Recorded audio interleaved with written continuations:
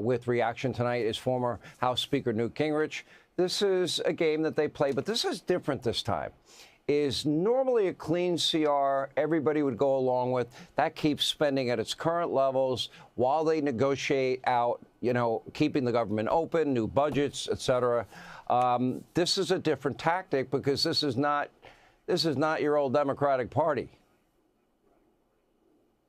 Well, look, the simpler way to describe it is this is insanity.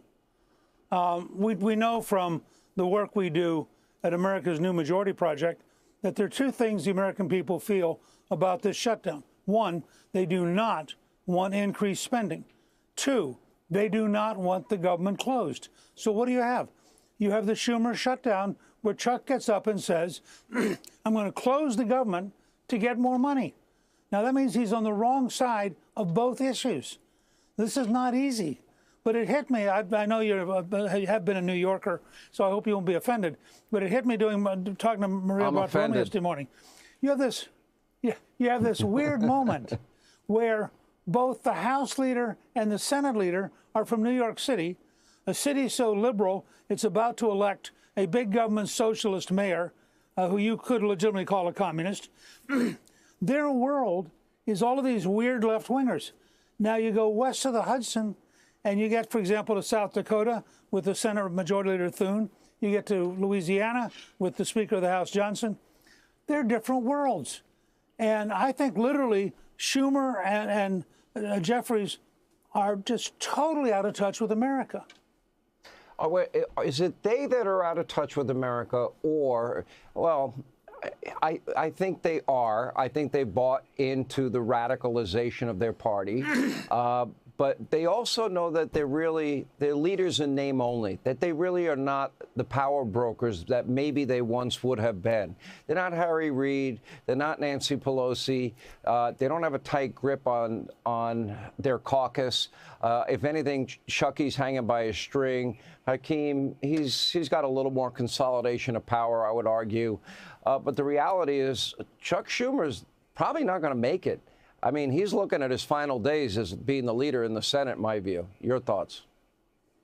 Well, look, Shakespeare once wrote that a brave man dies but once, a coward has 1,000 deaths.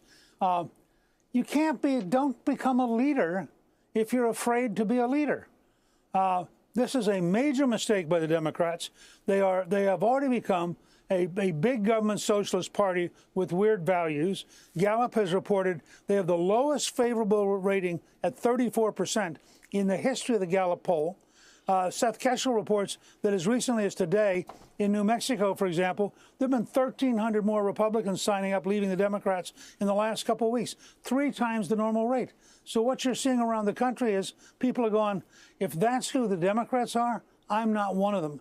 And I think we're seeing something truly historic. And remember this, Sean, the people who are now in the Trump administration had 4 years in the wilderness.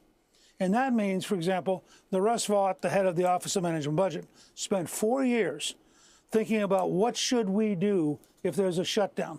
So they're totally prepared for this kind of a fight. And the Democrats have no idea what's going to start hitting them on Monday.